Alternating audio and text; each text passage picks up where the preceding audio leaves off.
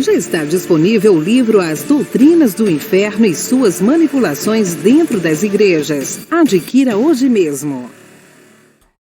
Olá, abençoados! Graça e paz! Bem-vindos ao canal da Graça Pura, André Pimentel, às suas ordens. Olá, abençoados! Então, abençoados queridos, chegamos, né, a 24 mil inscritos. Muito obrigado à família da fé, a todos que compõem aí esse grupo maravilhoso de pensadores. E isso que é o mais importante, né? Hoje eu estive com o Roberto, nós fomos lá na gráfica pegar os livros, né? Semana passada teve um problema na gráfica e nós pegamos hoje bastante livros lá. Então, eu estava conversando com o Roberto, falei, Roberto, a gente hoje é tão feliz, né, que a gente pensa fora da caixinha, né, quando eu falo da caixinha religiosa, e quando você começa a pensar, você começa a se libertar. Quando você pensa fora, né, daquilo, você se sente capaz de pensar por si mesmo, né, através você é capaz de interpretar um texto bíblico, como nós estamos fazendo aqui, e isso vai te libertando. Isso é o que nós temos falado, é essa libertação. Isso é a liberdade gloriosa dos filhos de Deus. E você que tem sempre entrado nesse canal, se esse canal tem feito você pensar, principalmente, às vezes até mesmo nos criticando, mas tem dado argumentos para a sua vida para pensar, por que não se inscrever? Se inscreve em nosso canal, né? Conforme eu sempre falo, deixa o seu like, isso é muito importante, ou então o seu dislike, de repente você ficou chateado, não quer mais ouvir. Também aqui nós não estamos para agradar, né? Porque nós aqui falamos a Bíblia, e a gente entende que nem sempre a Bíblia fala o que a gente queria que falasse, né, abençoado? Se fosse assim, seria fácil. E a cada mensagem, muitas das vezes, é difícil de entender, de compreender, de querer ver clareza nisso. Às vezes entra a carne, né? E a carne, ela luta contra as coisas do Espírito. E assim nós temos aprendido. Eu mesmo, em relação à questão da doutrina escatológica consumada, eu relutei muito tempo, não aceitava de jeito nenhum. Mas, como nós falei no começo, quando nós pensamos espiritualmente, nós percebemos, nós temos percepção espiritual. Uma coisa que o sistema religioso podou a todos os filhos de Deus, que é ter essa percepção bíblica, né? Essa percepção espiritual. Então, quando a gente enxerga que o sistema foi totalmente manipulado e a gente pensa fora da caixinha, a gente se liberta. É isso que aconteceu conosco. Então, já deixa o seu like, é claro. Comentem à vontade, façam comentários no mínimo que dê para a gente entender, né? Ou então, se for uma crítica, que seja uma crítica construtiva. E um bem-vindo, um olá, André, isso também ajuda bastante o nosso canal, tá bom? Muito obrigado a todos vocês. E se você amar essa mensagem, compartilhe.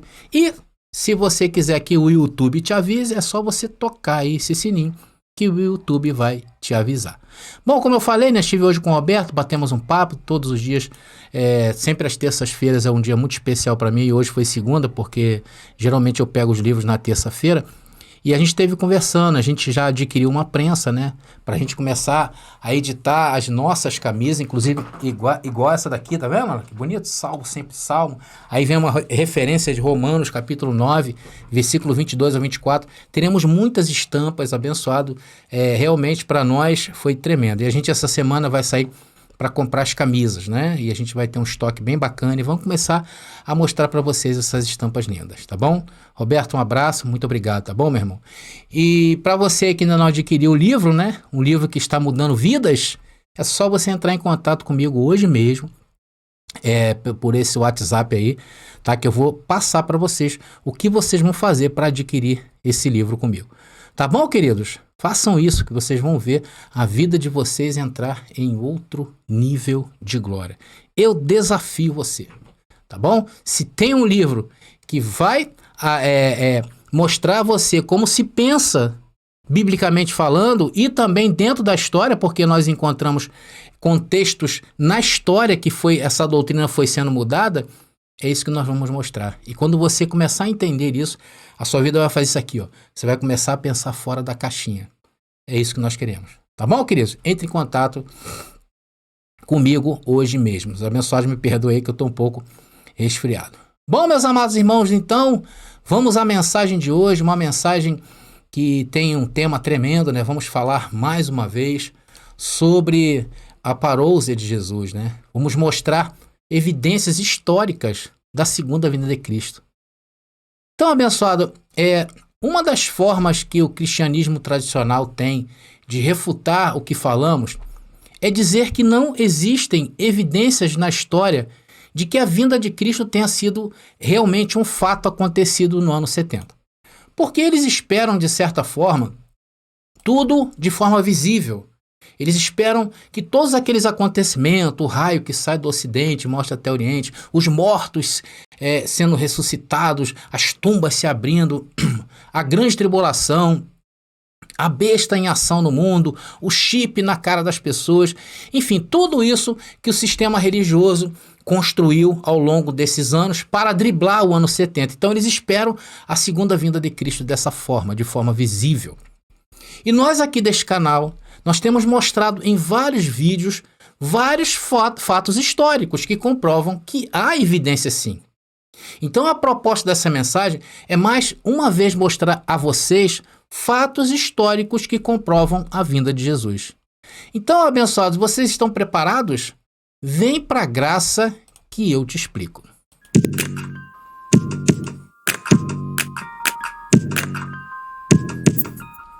Então, prosseguindo para o tema de hoje, que é mostrar para vocês fatos históricos relacionados à segunda vinda de Cristo, eu vou mostrar para você um fato histórico narrado por vários historiadores. Se eu fizesse uma enquete junto ao povo lá do sistema religioso e perguntasse para eles o que significa a vinda de Cristo, biblicamente falando, o que vocês acham que eles iriam responder? Com certeza, abençoados, as respostas que eles nos dariam seria tudo, menos o contexto bíblico. É o disco voador, é a terra plana, é a alma que não é a alma que é eterna, que é a chip que vai ser implantado nos celulares, depois na pele. Porque vai ser a próxima pandemia. Porque o governador não sei da onde, não sei de quê. Porque as 12 estátuas que compõem o bloco americano, europeu, a guerra entre Rússia e o final do mundo. Enfim, eles iriam vir com todos os tipos de resposta, menos o contexto bíblico. Essa é a grande verdade. O sistema religioso não ensina o que é a vinda de Cristo na Bíblia. Para começar, eles falam da segunda vinda de Cristo. Inclusive nós também falamos e usamos esse termo, segunda vinda. Porém, esse termo, segunda vinda, não tem na Bíblia. Porém, nós aqui também usamos para chamar a atenção das pessoas, porque as pessoas foram doutrinadas pelo sistema a esperar a segunda vinda de Cristo. Então nós chamamos também, mas nós sabemos que não existe esse termo na Bíblia. Porque o termo certo para a vinda de Jesus seria parousia, que quer dizer o quê? O glorioso aparecimento em autoridade do Filho do Homem. Todas as vezes, querido, que os discípulos perguntavam sobre quando seria a vinda de Cristo, eles não falavam, Senhor, quando será a sua vinda? Como nós lemos lá em português. Não, Senhor, quando será a sua parousia? Senhor, quando será o seu glorioso aparecimento em autoridade? Era isso que eles falavam para Jesus. Ou seja, não é a segunda vinda, é a parousia. E a parousia de Jesus teve uma finalidade bem específica. Resgatar o seu povo, no caso, o judeu, o povo de Israel, e estabelecer uma nova aliança com todo mundo. Então, é a mudança. A vinda de Jesus é a mudança de um tempo para a entrada em outro tempo, que é o tempo do reino de Deus. Saiu o tempo da lei, entrou o tempo da graça. Então, a graça ela é eterna. A graça sempre foi a vontade de Deus. Quando o homem fazia seus sacrifícios, o Senhor falava, será que isso é aprazível? Será que esse tipo de sacrifício é isso que eu quero? O Senhor falava, Deus questionava isso. Não era isso. E essa vinda, a parousia, não seria de nenhuma maneira um evento global. A Bíblia não deixa margem para isso. Foi um evento local, porque era para Israel. Israel e a igreja do primeiro século composta dos gentios. Então esses irmãos que viveram nesta geração que Jesus fala, eles seriam o quê? Arrancados do império das trevas, que era a lei, e seriam arrebatados para o reino do Filho do seu amor. Sendo que o cristianismo tradicional criou uma série de elementos determinantes para essa vinda de Jesus, criando no imaginário, na mente das pessoas, que ensinam, por exemplo, que esse evento será um evento mundial. Quando nós mostramos a eles que o ano 70 depois de Cristo foi o ano-chave desse acontecimento, eles não creem em nós, eles simplesmente não nos suportam. O fato, queridos, é que o sistema religioso, para tentar driblar e apagar o que falamos, recorrem aos sofismas deles criados. Eles dizem assim: ô André, esse papo aí de ano 70 me mostra um relato na história. Não há nada escrito que Jesus veio no ano 70. André, me mostra isso. Me mostra um livro somente que alguém evidenciou sobre a vinda de Cristo. Porque eles imaginam uma forma visível, uma forma corpórea da vinda de Jesus. Não é assim que eles dizem? Porém, isso não é um argumento legítimo. Então, baseado nesses tipos de pensamentos persuasivos do cristianismo tradicional, a minha função hoje aqui com vocês é mostrar fatos históricos que aconteceram e precederam o ano 70. Então, antes de entrar no fato histórico, eu vou apresentar para vocês, e eu quero ler lá em Apocalipse. Vamos ler Apocalipse capítulo 19, versículo 11 e 14, na versão do Novo Testamento Receptus, tá legal? Nós vamos ler esse fato e depois eu vou mostrar o que aconteceu na história para evidenciar esse fato de Apocalipse. Vamos ler Apocalipse capítulo 19, versículo 11 e 14, que diz: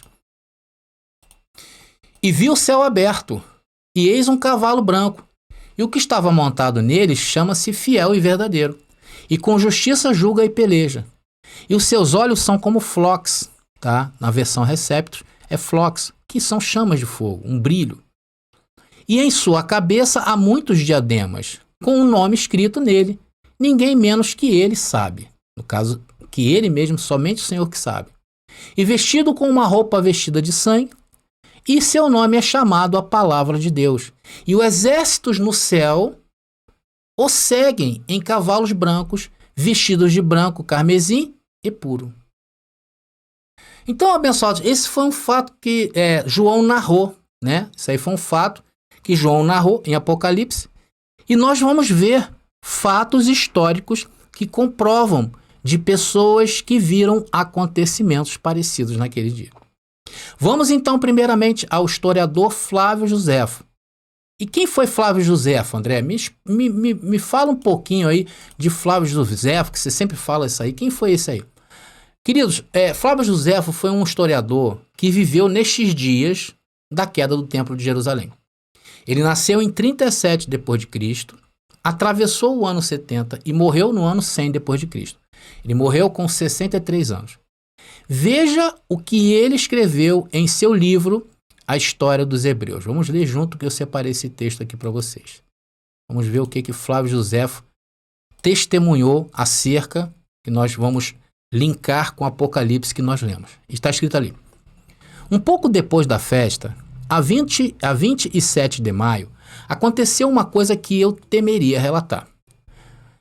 De medo que a tomassem por uma fábula. Ou seja, ele estava assim, será que isso que eu vou falar as pessoas não vão interpretar como uma fábula? Se pessoas que também a viram ainda não estivessem vivas, e se as desgraças que lhe seguiriam não tivessem confirmado a sua veracidade, antes do nascer do sol, viram-se no ar, em toda aquela região, carros cheios de homens armados, atravessar as nuvens e se espalharem pelas cidades como para cercá-las. A História dos Hebreus, livro 6, seção 31, capítulo 1465. Meus queridos, é só vocês fazerem uma pesquisa sobre esse livro, A História dos Hebreus, nessa parte aí, e vocês verão esse incrível relato de Flávio Joséfo que ocorreu ali pouco antes do ano 70. É um relato sensacional. Quem lê esses relatos aí isolados não tem a compreensão que nós estamos mostrando a vocês nessa mensagem. Nós estamos linkando, né, essa passagem ou esse acontecimento que foi no ar, tá ali, ele fala, antes de nascer do sol, viram-se no ar. E nós estamos traçando uma prova robusta de Apocalipse, capítulo 19, versículo 11 a 14. E contra fatos não há argumentos. É isso que nós estamos mostrando a vocês. Só uma notinha aqui importante, tá bom, queridos? Eu quero falar para vocês que Flávio Josefo também é muito admirado no meio acadêmico também do sistema religioso. Inclusive esse livro aí, esse livro que eu falei, a História dos Hebreus, ele aqui no Brasil, ele é publicado e distribuído pela Casa Publicadora das Assembleias de Deus. O livro, se você for comprar esse livro, você só encontra dessa editora, mostrando que o sistema religioso tem muito apreço por Flávio Josefo, ok? Agora vamos falar de mais um historiador conhecido como Caio Cornélio Tácito, ou simplesmente Tácito de Roma. Vocês já ouviram falar? Que além de historiador, foi também um senador romano. Um homem de grande influência daqueles dias. Nasceu em 56 d.C. e morreu por volta do ano 117 d.C. E ele também mencionou a mesma visão no seu livro, o livro chamado Anais. Ele escreve o seguinte, e eu separei para vocês também essa parte do livro, que foi uma pequena parte que ele fez essa referência aí. Diz, no céu apareceu uma visão de um conflito de armaduras reluzentes. E nós estamos linkando isso aí com Apocalipse capítulo 19. Ok, abençoados? Então falamos de Flávio Josefo, falamos também de Tácito Roma, e agora eu vou mostrar para vocês um outro historiador também, não menos famoso do que os outros, chamado Hegésipo. Já ouviram falar de Hegésipo? Hegésipo foi um cronista, né? Que durante o cristianismo primitivo, né, ele foi um cronista durante o período ali da primeira igreja. Ele era um judeu cristão, né? Ele era um judeu e se converteu ao cristianismo. E não se sabe ao certo o seu nascimento nem a sua morte. O fato é que o próprio Eusébio de Cesareia, também que é outro historiador da época, ele foi muito celebrado por Eusébio de Cesareia. E ele descreveu a mesma visão, veja aí, no seu livro Crônicas de Hegésipo, tá? Que está contido no livro A História Eclesiástica de Eusébio de Cesareia. Vamos acompanhar um relato desse irmão aí. Tá aí. Tá aí. Uma certa figura apareceu de tamanho surpreendente, que muitos viram exatamente como os livros dos judeus relataram que antes do pôr do sol foi subitamente visto nas nuvens carros e soldados com armaduras sobre todas as cidades da Judéia. Crônicas de Hegésipo, no livro A História Eclesiástica de Eusébio de Cesareia. Então, queridos, esses 3 relatos que eu trouxe para vocês, esses 3 relatos históricos que a história ela diz que aconteceu, esteve escrito nesses livros por pessoas que presenciaram tudo isso. Agora você imagina se essas pessoas, ao olharem para o céu naqueles dias, foram testemunhas e escreveram. Imagine aí as pessoas que não escreveram, quantas testemunhas oculares teve ali. Quantas testemunhas oculares teve do Templo de Jerusalém vindo abaixo? Quantas testemunhas oculares tiveram vendo a Jerusalém destruída? Os terremotos antes do ano 70 foram vários. Tudo naquele período. Tudo isso, meu querido, é evidência histórica. Mas sabe qual é o problema? O problema é que o cristianismo tradicional, eles não aceitam essas evidências. Amados, eu particularmente não estou interessado com eles. Eu falo assim para alertar vocês, porque nós estávamos lá. Eu sei que hoje Deus está iluminando um povo para percepções espirituais. E aí quando você passa a pensar fora da caixinha, quando você começa a se perceber espiritualmente, quando você passa a perceber que o teu espírito está vivo, aí você começa a entender tudinho, não somente sobre o contexto da graça, como também o contexto da parousia de Jesus. Agora, o futurismo é que sai totalmente do contexto bíblico. É por isso que no meio deles, eles destratam tanto a Bíblia, não é verdade? Eles, já viu? Eles carregam a Bíblia para todos os lados, né? Debaixo do braço, da mão. Eles carregam a Bíblia, porém não leem. A verdade é que a grande maioria não lê. E os poucos que leem não sabem perceber isso. Por que não sabem perceber? Porque não tem percepção espiritual que você tem. Não adianta, meu querido, pegar a Bíblia e ler. Não adianta. Não vai entender se não tiver com os olhos iluminados. E uma das coisas que atestam isso que falamos e podemos afirmar ser verdade são os livros do Novo Testamento. Todos eles foram escritos antes do ano 70. Todos os livros foram escritos antes do ano 70 depois de Cristo. Agora vamos ler um outro versículo também, se encontra em 2 Tessalonicenses, segunda carta de Paulo aos Tessalonicenses, capítulo 1, do versículo 7 ao 10. Lembrando que essa carta foi escrita antes do ano 70. Então é mais um texto que fala também dessa visão aí de Apocalipse, né? E que tá dentro do contexto ali dos historiadores que eu passei para vocês. E tá ali. E consola os que choram conosco na revelação do Senhor Jesus do céu, com os anjos do seu poder em chama de fogo, dando vingança aos que não veem a Deus e aos que não obedecem ao evangelho de nosso Senhor Jesus Cristo. Esse texto fala, está linkado com o Apocalipse. Está dizendo Jesus do céu e com os anjos em poder com chamas de fogo. Aí vem os refutadores, que geralmente são refutadores de redes sociais, dizer que o preterismo, aquilo que pregamos, é uma doutrina vazia. É uma doutrina que não há argumento bíblico. Como é que não? Quem são os argumentos vazios aí no contexto? Não somos nós. Muito pelo contrário, nós estamos bem acompanhados, né, abençoado? Estamos no contexto de Jesus. Eles não estão no contexto de Jesus. Porque Jesus falou que seria para aquela geração. Então, agora deixa eu te fazer uma pergunta interessante. Deixa eu voltar aqui com a minha imagem. E eu vou fazer uma pergunta para você bastante interessante, tá? Você sabe por que aquela geração de judeus da época de Jesus foi a pior de todas as gerações dentro de Israel? Sabe por quê? Porque foi a geração que rejeitou o Messias prometido. E além de rejeitar, ainda mataram. E por castigo, sofreram a ira de Deus. Não houve pior geração do que essa. O que eles esperavam naqueles dias? Esperavam o Messias, como até hoje muitos esperam. Esperavam o Messias como o rei Davi, um homem de batalha, um homem sanguinário, um homem guerreiro. E quando viram Jesus, não creram nele. E a consequência disto foi o quê? Foi a parousia de Jesus, a troca de aliança no mundo daqueles dias. Alguns foram mortos antes do ano 70, não é verdade? E os que ficaram vivos foram juntamente ressuscitados com eles, porque o efeito foi para todos, abrangeu a todos. E os que nasceriam depois do ano 70, André, estes já nasceriam com seus espíritos vivificados.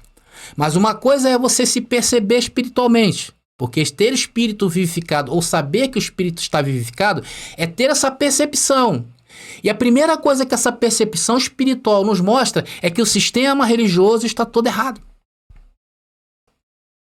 Estão entendendo? Então, meus queridos, a verdade é que hoje nós temos materiais históricos que atestam o que aconteceu naquela época. E estamos vendo alguns nessa mensagem. Porém, o fato é que muita coisa se perdeu naqueles dias. Muitos relatos históricos, muitos livros foram queimados num grande incêndio que houve na maior biblioteca do mundo daqueles dias, que ficava na cidade de Alexandria. Tudo foi destruído nessa biblioteca por um incêndio ali no volta do ano de 391 depois de Cristo. Muita coisa se perdeu do mundo antigo. Ali naquela biblioteca poderiam conter mais relatos que nos ajudariam a entender melhor a própria Escritura e melhorar a nossa perspectiva espiritual. E isso acabou criando o quê? Uma lacuna. Inclusive até mesmo hoje para o sistema religioso, existe essa dificuldade de entendimento. Porque eles, para acreditar na vinda de Jesus, eles creem que tudo isso se dará no campo visível. Foi igual fizeram com Jesus, não é verdade? Se por um lado rejeitaram Jesus olhar Jesus pela fraqueza, eles olharam Jesus pela fraqueza da carne, eles condenaram ali e disseram que Jesus não era o Messias. Da mesma maneira, eles falam que nossos argumentos são argumentos fortes e eles rejeitam que Jesus, o Messias, veio no ano 70 e estabeleceu o seu reino. Você está entendendo? Se por um lado existe essa lacuna histórica, porém não nos sobra fatos na Bíblia para crermos que a queda do templo em 70 depois de Cristo foi o fato marcante da parousia do Senhor. Primeiro, por contextualizar com o período que o próprio Senhor Jesus, eu tenho falado isso, cravou naqueles dias, que seria para aquela geração, conforme denota Mateus 24, 34. E depois, a própria queda do templo profetizado em Mateus capítulo 24, agora no versículo 2. Então, abençoados, eu selecionei aqui nesta mensagem alguns textos, alguns versículos que nos ajudam a compreender que aquilo que afirmamos está dentro da Bíblia, por causa do contexto envolvido nessas passagens. Vamos ler qual é? A gente não é novidade para vocês, nós vamos, dentro desse contexto dessa mensagem, ela vai cair como uma luva. Primeiro está lá em Mateus capítulo 16, versículo 28. Mateus capítulo 16, versículo 28, que diz: Em verdade vos digo que sois 150, que não provarão a morte até que vejam o Filho do Homem vindo em seu reino. Amados, nós estamos usando a versão Receptus. E nessa versão, ela crava até o número de pessoas. Para você ver como é que esse Novo Testamento, essa versão que eu estou trabalhando nela, olha, abençoado, ela deixa bem claro. Ela é diferente, né? Até mesmo da João Ferreira de Almeida, que nós sempre costumamos mostrar aqui, que ali não aparece quantidade, fala que havia algumas pessoas ali. Mas o fato é a pergunta que fazemos hoje para o sistema religioso, que crê na vinda de Jesus ainda para um futuro que não aconteceu. Onde estão estas 150 pessoas? Quem espera Jesus vir ainda tem que dar conta dessas pessoas. Porque então Jesus mentiu. Se essas pessoas morreram, Jesus mentiu. Cadê? Pergunta ao seu líder onde estão essas pessoas, pergunta ao seu padre, pergunta ao seu pastor. Daí, ele vai dar um rodeio impressionante com você. Se não mandar tu calar tua boca. Mas quando mandar tu calar tua boca, você vai sentir, sabe o quê? Percepção espiritual. Aí você vai ver, esse homem aí não tem percepção espiritual. E se você tem dúvidas se o texto está tratando ou não da vinda de Jesus, veja o verso 27, o verso anterior a isso aí, que eu também destaquei aqui para vocês. Está falando da vinda de Jesus, tá aí, ó.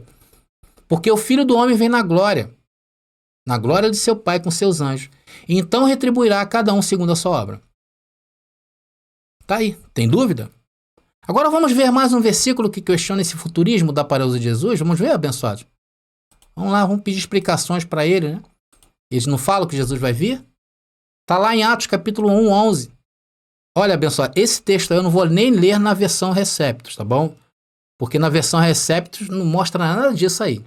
É mal. Vamos no viés deles, né? Vamos na versão João Ferreira de Almeida, Almeida Revista e Atualizada, de Atos capítulo 1, versículo 11, que diz: Eles disseram, varões galileus, por que estás olhando para as alturas? Esse Jesus que dentre vós foi assunto ao céu, virá do modo como o viste subir. Bom, se Jesus ainda não veio, onde estão esses homens aí, esses varões galileus?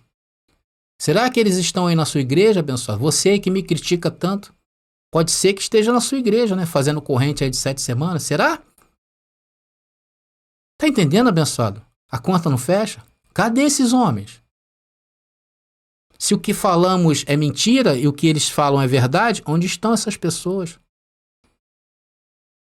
Meus queridos, o próprio apóstolo João, que escreveu o Apocalipse, antes do ano 70, diga-se de passagem, o Senhor havia prometido a ele que ele não conheceria a morte antes da vinda de Jesus, antes da sua parousia. Ah, André, onde está isso? João capítulo 21, versículo 21 e 22, e vamos ler. E diz: Vendo-o, pois, Pedro perguntou a Jesus, e quanto a este? Direcionando para João. Respondeu-lhe Jesus, se eu quero que ele permaneça até que eu venha, que te importa? Quanto a ti, segue-me. Aqui Jesus ressuscitado aparece aos discípulos e faz suas considerações finais. E Pedro pergunta a João, e quanto a ele, e quanto a João. Então Jesus diz, eu quero que ele fique vivo até que eu venha. Isso te incomoda, Pedro? Isso te importa? Isso te interessa, Pedro? Meus amados irmãos, se isso aí é uma verdade, Se Jesus falou a verdade e não veio, onde está João agora? Me mostra aí. Amados, é claro que existem outros tantos versículos, como lá em Apocalipse, que ele fala sobre os soldados romanos, que também estariam vivos. Ou seja, são muitas referências. Será que isso não é o suficiente? E a derrubada do templo? E os terremotos que aconteceram ali antes do ano 70, registrados pela história? O grande eclipse que houve? E a fome? E a peste? E a grande guerra? E o povo que não podia comprar nem vender? Houve esse tempo naquela época. Tudo isso antecedeu a queda do templo. Isso não é suficiente? Agora, tem que ser uma pessoa muito indisciplinada, biblicamente falando, que insiste em dizer que Jesus ainda virá. Se ele ainda virá, não está na Bíblia. Me mostra de qual livro, meu irmão, você retirou isso. Se você diz que Jesus vai vir, fala de uma terceira vinda. Isso aí a Bíblia não fala. Nem existe termo para isso. Então, queridos, a conta não fecha. O que nós fizemos? Nós não nos acomodamos com os achismos que encontramos no sistema religioso. Fomos lá questionar. Daí o Senhor renovou o nosso entendimento. Daí o Senhor nos revelou a sua graça. Daí o Senhor nos mostrou que nosso espírito estava vivificado. Daí a consciência espiritual começou a trabalhar. E olha, abençoado, o teu espírito, ele sabe todas as coisas. Ele discerne tudo. E de ninguém é discernido. O teu espírito sabe todas as coisas. Só que é bem limitado no plano aqui. O nosso espírito está limitado pela carne. Hoje a nossa carne, ela tem mais urgência do que as coisas do espírito. Mas é o espírito que sabe tudo. O espírito sabe todas as coisas, até o dia da morte. Só que ele está limitado nessa carne. Então ele nos revelou a sua graça. E o que nós fizemos? Saímos desse sistema. Porque pensar na caixinha religiosa é pensar como morto. E o que encontramos? Um Deus vivo que está em nós. É por nós. Agora o Senhor está nos revelando o quê? A sua vinda de maneira gloriosa. E estamos batendo insistentemente nesta tecla. E o que fizemos? Respeitamos o que Jesus falou, que seria para aquela geração, e fomos atrás de evidências na história, e nós encontramos, glória a Deus por isso, e hoje glorificamos ao Senhor, porque cremos em sua verdade. Temos percepções espirituais, meu querido, isso não é para qualquer um.